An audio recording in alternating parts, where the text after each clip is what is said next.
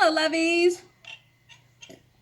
Okay, so for the double bun high up video episode thing, what we're going to do is do some books to read to introduce you to some things that you may not have known before, but to make it a little more interesting than the videos where I just kind of tell you things I'm interested in.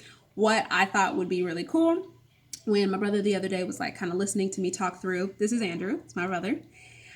We were talking about books that I really love, and I realized that I don't remember the plot points and character names as well as I thought I did. Like, I just remember the feeling of books. Like, I tried to introduce him to our first book, The Princess Bride, which did not do great. I did not do a great job. Not to mention the fact some of my favorite books are books that you just have a hard time describing in the first place. Okay, so Princess Bride, it's romantic, it's funny, it's beautiful, and I love it. You should check it out. It's a sweeping journey, right? Here is another one. This is Divergent. It is part of a series. Isn't it upside down?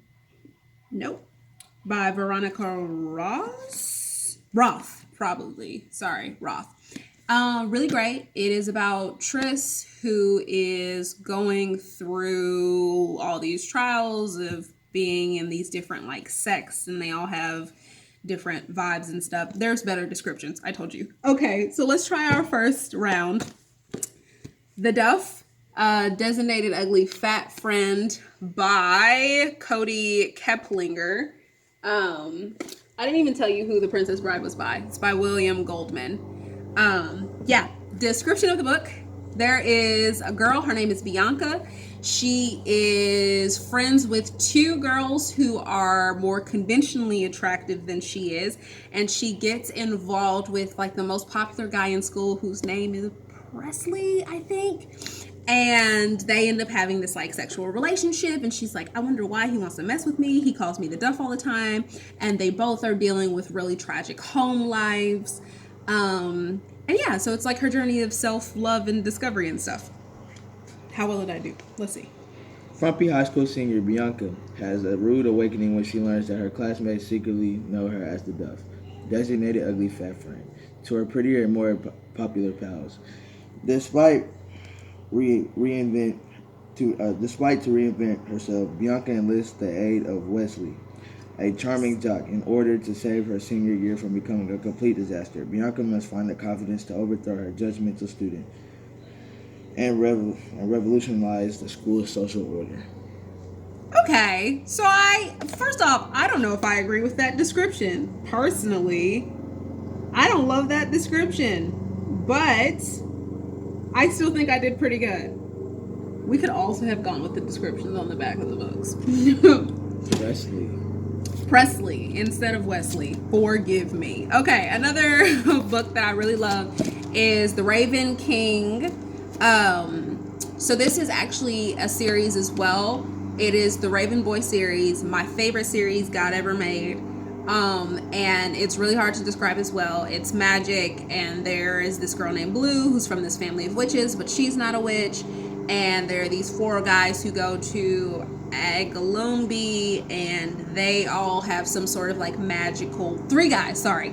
They all have this kind of like magical connection and things that they're connected to magically, and they go on these adventures together to find this dead king. Terrible description, amazing books.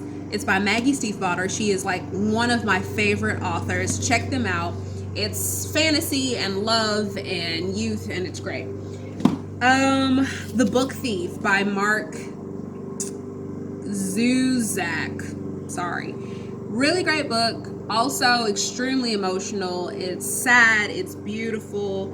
It is Nazi Germany, and books are being like burned and just outlawed, and there is this book thief, and it's beautiful. The work is beautiful, not what's happening in Nazi Germany.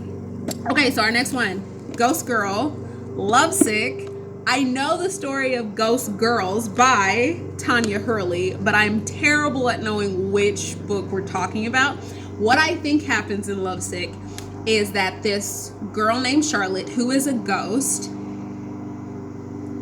is in love with a ghost boy after being in love with a human boy named Darren for a long time, and he is dating her best friend who's a human, Scarlett, who is like the only human who can really see her, and it's about her going through those trauma trial things. Now, I know in the first book she dies because she's like that invisible girl and she chokes on a gummy bear. So that's an interesting allure for a book, right?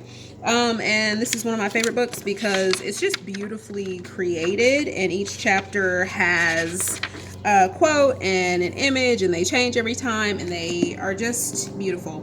Tell me how I did. Is there one on the back? I don't know too well about this. Okay, so it says, before she can rest in peace, Charlotte Usher must return to the tragic side of her death, high school. She still has one last assignment to complete, but no one explained what happened if you fall in love with your class project.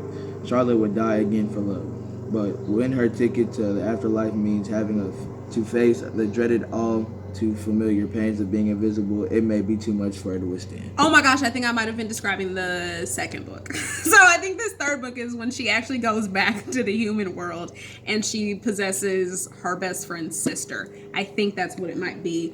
Neither one of us did great on that description. My favorite Agatha Christie book ever, I got it for like 85 cents. No, I got it for 45 cents because I got it from Half Price Books and it didn't have a price tag on it, so I got it for half of that price. I think it is about, oh, what is her name? I don't know her name, but it's a girl and she travels on a boat and meets a man in her room who has been shot, and I think he dies, and there's another man who comes in